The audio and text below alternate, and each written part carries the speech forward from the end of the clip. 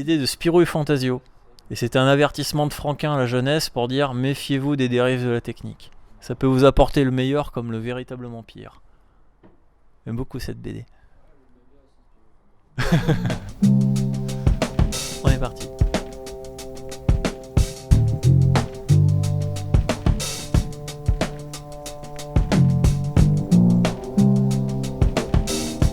Ce qui nous réunit ce soir avant tout, c'est Zorglub qui le 25 mars a décidé de faire cette conférence. Bon, il nous a prévenu, je sais plus les dates exactes, mais je crois qu'il nous a prévenu le 20 mars qu'il y avait une catastrophe nucléaire qui était en train de se passer au Nouveau-Mexique. Bon, c'est pas vraiment le job de la FFI, le nucléaire, mais nous, notre job, c'est bel et bien de créer des espaces d'expression pour les collectifs citoyens et faire émerger les vraies questions et les vrais débats dans la société. Donc, le sujet amené en fait l'urgence du sujet amené en fait à notre mission première qui est de créer ces espaces d'expression. Donc Zorglub c'est un ami maintenant de longue date, ça fait 2 ans, 3 ans, 4 ans peut-être qu'on se connaît. Ça passe très vite, mais c'est quelqu'un qui a soutenu la FFI dès le départ. Et quand il nous a lancé son cri d'alarme, en fait, en disant les gars, ça va pas, on a tout de suite bossé avec lui dans la demi-heure qui a suivi.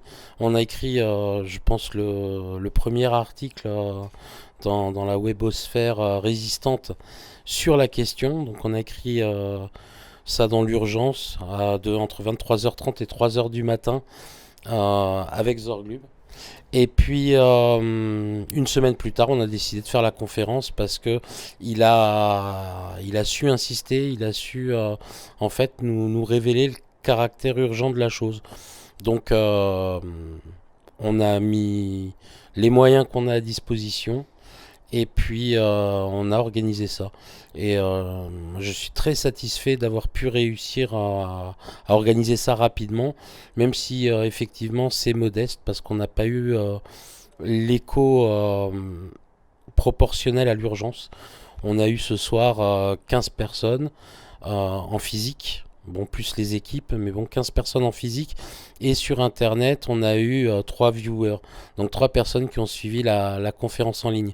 Bon, on a quand même nos partenaires du 4ème Singe et d'Info Libre qui sont venus. Ils sont venus filmer parce que l'objectif, c'était quand même de dire que dès la semaine prochaine, là, dès mardi ou mercredi, cette conférence puisse être en ligne et qu'elle puisse buzzer et qu'un maximum d'internautes puissent la voir pour comprendre que là, il y a vraiment un caractère urgent. Bon, il y a eu aussi on a profité en fait de cette conférence aussi pour amorcer une question qui nous tient pas mal à cœur, la technologie, le transhumanisme. C'est là où en fait Dersu s'est greffé, sachant que Dersu travaille déjà avec Zorglub sur le collectif citoyen et scientifique, parce que ça mêle des citoyens et des scientifiques qui s'appelle Écologie et Nation. Donc Dersu il s'est pointé et il a apporté une touche un peu future. C'est les sujets qu'on va aborder un peu plus tard. D'ailleurs j'en profite, on a arrêté une date déjà pour le mois de septembre, fin septembre. Il y aura le premier colloque scientifique, artistique, sciences exotiques et militaires de la FFI et Annecy, avec des grosses pointures, et dont Zorglub. Et où là effectivement on abordera en fait des thématiques et des problématiques qui lient technologie, nucléaire, énergie et futur. Donc savoir un peu quels seront les combats politiques et les combats de la société civile sur ces questions-là au 21e et 22e siècle. Parce que ça va arriver très vite. Donc voilà dans quoi s'inscrit en fait le pourquoi du comment nous on a mis notre énergie, notre intelligence et nos moyens au service de Zorglub et d'Ersu pour cette conférence. Après, pour la conférence en elle-même, je pense que Zorglub en parlera mieux que moi. Eh bien, je te remercie beaucoup. En fait, pour ma part, ce soir, je tiens en fait à remercier toutes les agences, l'agence Infolibre, le 4ème Singe, tous ces collectifs qui permettent en fait à ces informations absolument brûlantes de pouvoir émerger. parce que moi c'est clair que ce soir effectivement vu l'énormité du truc, ça m'aurait pas déplu de venir chez Greenpeace, d'aller auprès des équipes de sortir du nucléaire qui ont quand même plusieurs millions d'euros de budget. Mais voilà, ces gens-là ils ont choisi de brasser du vent, d'être un petit peu les complices du système. Il se trouve que c'est des collectifs qui dénoncent pas vraiment, qui vont pas au fond des choses, qui n'expliquent pas techniquement les raisons par A plus B. Je pense qu'on est tous des grands enfants. Voilà, moi j'ai une foi très importante en la technique. La technique c'est un outil, mais c'est un outil, quand ça tombe dans des mains qui sont avides de pouvoir, et ben ça se transforme en esclavage. Ça se transforme en univers totalitaire, et ça je pense qu'il faut vraiment s'y refuser absolument. La voie de la vérité aujourd'hui elle est ténue, notamment en France. Je pense franchement en termes de liberté de la presse, on vaut pas beaucoup mieux que la Chine. Les vrais sujets, les vrais débats, les vraies questions de société, tout ça c'est absolument verrouillé. Moi pour ma part en fait je peux me présenter brièvement comme étant quelqu'un de technicien, hein. Je suis un technicien 100% pur sucre. Je parle plusieurs langues, je maîtrise des sujets assez pointus parce que c'est mon métier. C'est ma spécialité. Je m'intéresse en fait à des thématiques méconnues. C'est le stockage de l'énergie, c'est la révolution énergétique, c'est les aspects liés au nucléaire militaire, le nucléaire scientifique, le nucléaire dit civil, qui est en fait l'émergence un peu publique du nucléaire militaire. Les sujets de prédilection auxquels je m'intéresse, c'est la soutenabilité du monde, parce qu'aujourd'hui on est face à des défis mais considérables. On a une population mondiale qui explose, on a des problèmes qui explosent, on a une crise écologique qui explose, et celle-là c'est pas une dette qu'on va vaporiser du jour au lendemain à coup de grand quantitative easing, c'est une dette elle peut possiblement tous nous faire disparaître. Donc aujourd'hui, conscient de cette urgence qui est en train de se jouer au Nouveau-Mexique, je pense honnêtement pas que mon intervention change quelque chose à ce sujet. Mais nous en France, il se trouve qu'on est en train de faire pire que ce qu'ont fait les Américains. On a fait des choix absolument désastreux, on a confisqué la démocratie véritablement. Il y a des gens qui sont en train de faire des choses absolument honteuses dans notre dos, ils sont en train de mettre le sort du pays en péril. Il se trouve qu'en France, on a des matières nucléaires, mais absolument à foison. Ça pète en France, il n'y a plus d'Europe. Déjà pour commencer, vu les quantités en jeu, le schéma aujourd'hui il est clair. Il y a une déliquescence des forces actuellement en présence. On n'a plus l'industrie, on n'a plus les compétences, les choses elles vieillissent, il y a des contraintes notamment économiques pour faire durer la blague le plus longtemps possible. Les gens du nucléaire savent très bien que le système est à bout de souffle, mais il faut quand même essayer d'en tirer quelques profits au maximum avant de faire reconnaître par A plus B que oui, le démantèlement c'est horriblement cher, c'est horriblement compliqué, que va-t-on faire des déchets, voilà. Donc en fait aujourd'hui ils sont en train de nous glisser une escroquerie sans commune mesure, voilà. Et c'est pour ça que je me suis dit, voilà, là aujourd'hui il y a une urgence, il y a un effet de date, c'est une réalité qui est très dure. Maintenant on est tous de grands enfants, il faut être responsable, et je pense pas que je pourrais vivre beaucoup plus longtemps en ayant ce poids sur les épaules que de savoir et de devoir fermer sa gueule. Aujourd'hui c'est insupportable, et il faut que ça s'arrête. Si les gens se réveillent pas rapidement sur la réalité de la situation, on va tous en crever. Je vous rassure, il y aura l'égalité républicaine à ce sujet, hein. Du premier comme au dernier, on va tous crever avec ces poisons nucléaires et autres. Donc la technique peut nous libérer, ça aujourd'hui je suis catégorique. On a des solutions pour venir à bout de certains problèmes. Je bosse sur des techniques notamment comme la chimie séparative. C'est des domaines qui sont pas du tout connus ni représentés dans les médias, c'est absolument stratégique. Ça consiste en fait à dire qu'aujourd'hui on a besoin de ressources minérales, on a besoin de métaux pour développer l'activité économique. Ces métaux-là, il arrive un moment, ça forme des déchets. Ces déchets-là, on ne sait pas quoi en faire, donc on sursollicite les ressources naturelles, on fait de l'exploitation minière dans des conditions absolument scandaleuses. C'est du néocolonialisme en Afrique et autres. C'est des choses absolument honteuses. Et aujourd'hui, on a la solution de limiter la casse par le biais de la chimie séparative et de venir en fait séparer tous ces composants pour recréer des composants relativement purs qui serviront à réamorcer d'autres cycles de consommation. Mais il arrive un moment, il faut que toutes les personnes prennent bien conscience qu'on est dans une technologie qui aujourd'hui a été complètement détournée de ses buts premiers. L'obsolescence programmée est de normes, et donc moi et Dersou, on fera d'autres conférences pour montrer des choses absolument scandaleuses. On est en train de tout massacrer pour des conneries d'égoles. ça va très mal se terminer. On a des possibilités pour pouvoir limiter la casse, mais là aujourd'hui clairement il y a une urgence, c'est insupportable. Les gens qui étaient censés nous représenter, les gens de sensibilité écologique, soit ils ne sont pas conscients des problèmes, soit ils refusent de les prendre à leur juste dimension. En termes de solutions politiques, c'est souvent l'autre Europe qui s'impose. Bah oui, il faut changer les traités, il faut changer la manière de faire. Non, je pense que là, clairement, aujourd'hui, c'est plus possible. L'Europe, elle nous cadenasse, elle nous emmène dans une impasse qu'ils ont eux-mêmes soigneusement tracée. Ça n'est plus acceptable. Il va falloir que le débat sur la décroissance et sur ce système esclavagiste basé sur une dette perpétuelle, elle-même assise sur une croissance toujours plus importante des besoins, tout ça, ça s'arrête. Parce que c'est plus possible aujourd'hui, ça va très mal finir, on a fait des guerres mondiales pour moins que ça. Donc moi j'ai quand même beaucoup d'espoir à vous transmettre ce soir, vous qui voyez cette vidéo, c'est que des solutions alternatives, il y en a. Par contre, on a fait soigneusement en sorte que vous ne soyez pas au courant. Mais je pense qu'il y a vraiment matière à être optimiste. C'est-à-dire que, comme le dit Bigard, c'est au pied du mur qu'on le voit le mieux, le mur. Voilà. Et bien là, aujourd'hui, il est devant nous, il est haut, mais c'est pas grave, on va y arriver, parce que de toute façon, on n'a pas le choix. C'est que ça pousse derrière.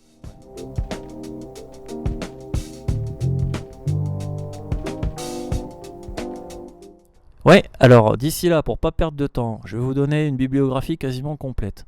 Il y a l'IRSN qui a fait une vidéo très intéressante qui doit durer dans les 1h43 qui parle de la chronologie des accidents de Fukushima pour les réacteurs 1, 2 et 3. Ils ne parlent pas du réacteur 4, ils ont soigneusement évité de parler du réacteur 4. Mais ça donne déjà au moins une idée de ce qui est arrivé au Japon.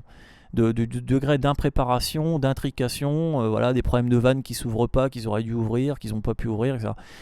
Ça va vous montrer en fait que derrière le mythe de la sûreté nucléaire, il y a des hommes, il y a des zones qui sont devenues ultra radioactives, il y a eu de la panique, il y a eu tout ça, il y a eu le facteur humain qui a été vraiment déclencheur de catastrophe.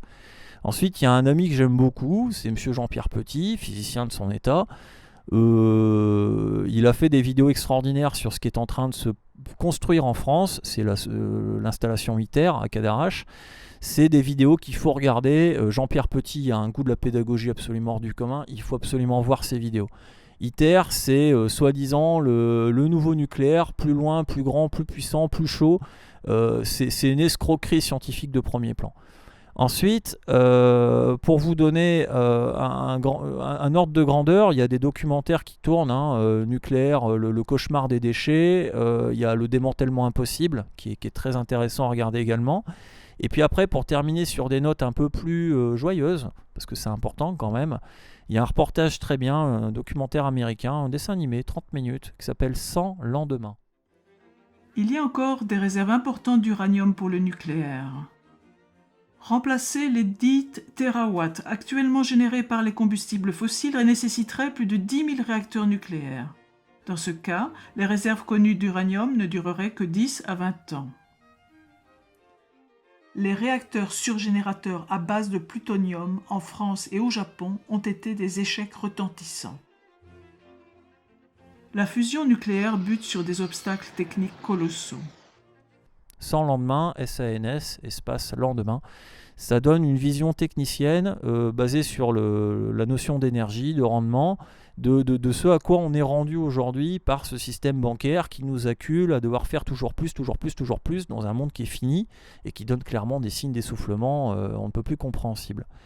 Et puis, pour vous donner un avant-goût, renseignez-vous également sur la transmutation des déchets. Donc c'est le programme Guinver. Moi personnellement, j'y crois pas beaucoup.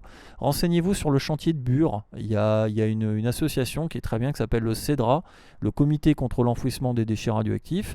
C'est des gens qui ont des arguments tout à fait factuels et sensés. Je pense qu'il faut absolument les écouter. C'est Michel Marie, c'est Monsieur Guérit. Voilà, renseignez-vous auprès de ces personnes, c'est intéressant.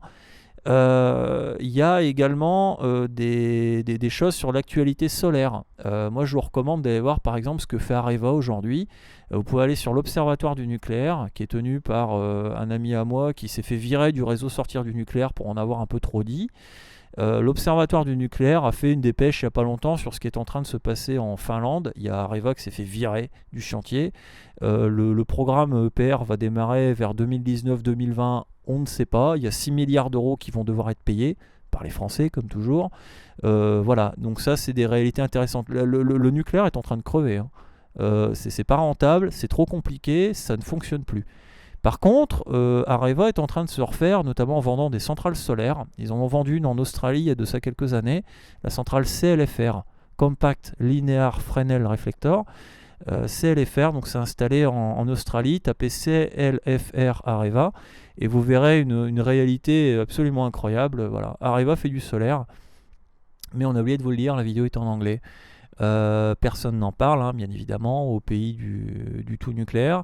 Voilà, renseignez-vous aussi sur Diesel, un scandale français. Vous verrez que le fait que d'avoir comme ça une pollution en particules fines à Paris, c'est en fait dû à l'héritage nucléaire de France. Voilà, y a des choses qui mériteront à être connues.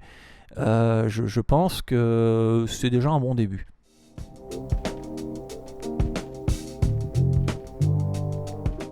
Il y a toujours un projet de Tour de France. Ouais, on a fait un appel à dons. Alors, nous, on n'est pas une machine de guerre politique. Il y a des gars là, ils ont fait un appel à dons sans programme, sans liste, sans rien, juste en disant on va se présenter dans un truc qu'on chie et qu'on veut détruire. Mais bon, on veut bien y aller parce que comme ça, on verra des médias et tout. Et puis, on est fort. Eux, ils ont balancé leur truc. En 5 jours, ils ont pris 52 000 euros. Je trouve ça vachement fort pour une impasse politique. Nous, on a récupéré 298 euros en 3 semaines. On n'est pas encore assez pertinent et efficace, mais bon, peu importe, la caravane, elle partira. Et donc, le but du jeu, effectivement, c'est de partir dans... Mais ça, je t'en avais déjà parlé. C'est toujours ce rêve un peu fou de partir dans les campagnes, les provinces, et arriver à se lier avec les maires, avec les associations sur place, locales, qui font aussi bien de l'instruction que de l'écologie ou tout ce qui peut rendre le monde meilleur en fait, et qui est des initiatives associatives et citoyennes, et les rencontrer, les faire connaître, et puis surtout faire venir des gens comme Zorglub, ou comme Magali Pernin, ou comme le père Étienne Chouard ou Pierre Hillard ou d'autres encore, les faire sortir de la sphère web et parisienne et les amener justement à la campagne et faire du lien, puis créer des vocations aussi, parce que je pense qu'on a beaucoup de talents en fait en France, et il suffit juste de les chercher, de les trouver, et ensuite de leur apporter peut-être un soutien logistique et technique pour qu'ils puissent s'exprimer et qu'ils puissent éclairer à leur tour leurs concitoyens. Et bon, c'est vrai que c'est un peu la mission qu'on se donne, c'est de créer un réseau et de mettre tout ça en synergie pour commencer à mettre le peuple en mouvement pour trouver des solutions pour demain, parce que je ne crois plus, mais strictement plus du tout en la politique. On fera de la politique, on va faire de la politique noble, l'organisation de la cité, ça oui, ça j'y crois fortement, mais la politique institutionnelle, politicienne, il n'y a rien de bon qui sortira ni des uns ni des autres, et y compris les nouveaux partis là, que ce soit des trucs un peu radicaux ou des choses un peu plus mainstream comme Nouvelle Donne, il n'y a rien à attendre, quoi. Il n'y a rien à attendre. Il faut plus tendre vers des philosophies comme celle de Pierre Rabhi, Colibri, ou les citoyens constituants. Je pense que la solution pour demain, pour nous, pour nos gosses, elle se situe là. C'est dans la Bible. Aide-toi, le ciel t'aidera. Oui, un petit mot également pour conclure, c'est que finalement, de mon côté, je pense qu'il y a des vérités qui doivent se faire jour. Quelque part dans l'optique du aide-toi, le ciel t'aidera, il se trouve que on m'a toujours dit que j'étais quand même assez bon pédagogue, et je suis tombé sur des techniques qui vont clairement permettre aux gens d'améliorer leur existence, de leur donner du sens, de leur donner une certaine forme de souveraineté, de ne pas avoir à craindre la facture de chauffage qui va tomber. Voilà. Il faut savoir qu'aujourd'hui, il y a des technologies qui existent. Ces technologies-là, elles se font sans l'assentiment de votre banquier, parce que c'est pas très cher, vous allez les produire vous-même, ça va prendre du temps, mais ça va vous donner une autonomie technique, ça va vous permettre de pouvoir échanger, de pouvoir passer des coups de main, de pouvoir améliorer votre quotidien, de ne pas avoir toujours cette ressource financière qui part comme ça par pertes et profits, enfin surtout par pertes. Voilà, donc nous de notre côté, on va faire ce qu'il faut pour vous apprendre en fait comment construire des outils qui vont vous permettre déjà de vous renseigner sur une situation radiologique, qui vont vous permettre de vous renseigner sur le stockage de l'énergie concrètement, comment ça se passe, comment on peut faire des carburants de synthèse, comment on peut modifier des moteurs pour les faire fonctionner avec des carburants propres. Vous montrer à quel point on se fout de votre gueule depuis des années, parce que des solutions qui marchent, il y en a. Et si c'est pas moi qui le fera, il y en aura peut-être d'autres, mais bon, devant l'inertie et devant l'urgence générale, on va se lancer. Et puis moi je pense qu'il faut vraiment avoir raison dans la technique. Elle est là au service de tous, et puis que le plus sage gagne.